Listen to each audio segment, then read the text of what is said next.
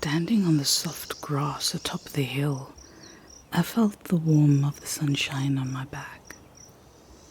Ah, yes. This feels so good. I close my eyes and just enjoy the feeling of being alive. I hear the wind in the trees, the insects going about their business, the animals in the distance. And for the first time since I found myself walking on that path, I feel content, at peace. Rhyfelwr sits on the grass beside me and gently pulls me down to him. I don't fight him and I sit beside him. For the longest time, we don't say a word, we just sit there, enjoying the warmth. I still have his shawl over my shoulders, but this is more for pressure comfort, more for comfort than warmth. Rhyfelwr, tell me about yourself, I ask. Why were you commissioned to look after me? He looks at me, his beautiful blue-grey eyes dancing in the sunlight. That was always the function of my family, to serve yours. I don't mean that in a bad way at all. Serving your family has always been seen as the highest honor. As soon as each child in the village was born, they were given a name, and that name determined what they were to become. Rhyfelwr means warrior, and I was destined to become the protector of the child of the brave when that child came. I was 5 when you were born, and ever since seeing your face for the first time, I knew that I wanted to protect you. My soul tied with yours in service. Could I release you from your service? You could, but that's not the way things work in this world, Rhosyn. The thought wouldn't even have crossed your mind. My parents served your parents, their parents before them, theirs before them. As such, my family has always been in service of yours, and I will always be in service of you.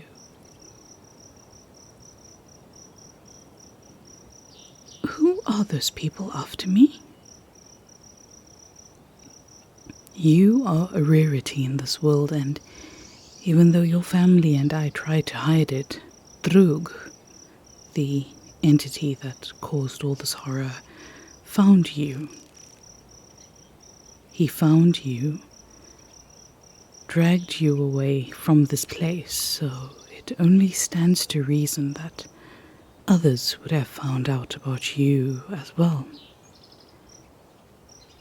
You have a unique gift. Everything that you want happens.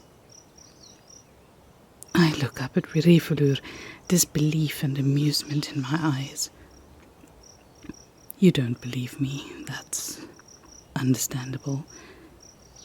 But you will, once you see what you can do.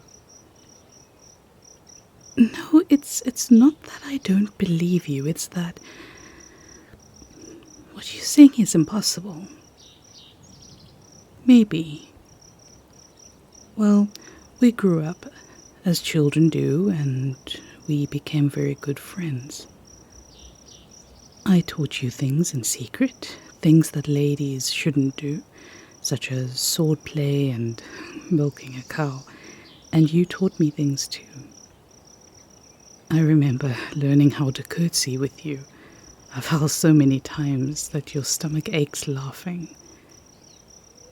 You also taught me a song, that I still remember.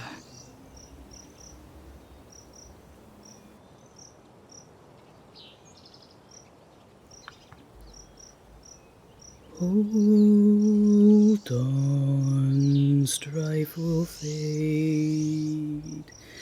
time will fade, pain will fade. Hold on.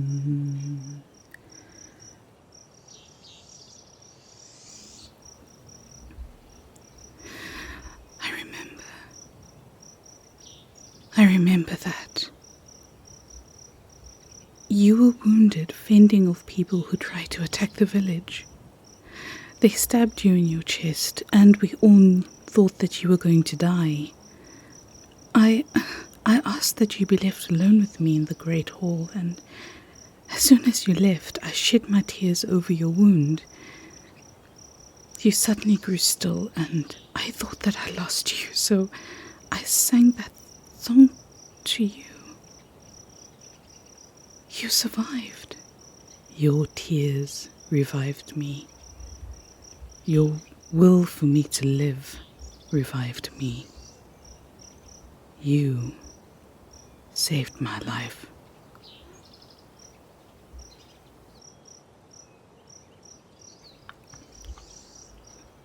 Hold on, strife will fade, time will fade, pain will fade. Hold on, I'm with you, you with me. We will be. Hold on.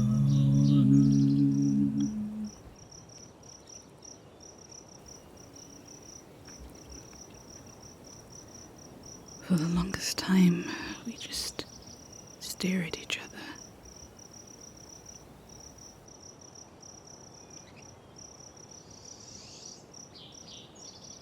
I have never stopped being at your side, protecting you.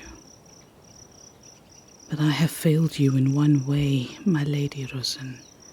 I failed you and brought shame to my family. He leans forward and tenderly kisses my forehead. And I knew he failed me by falling in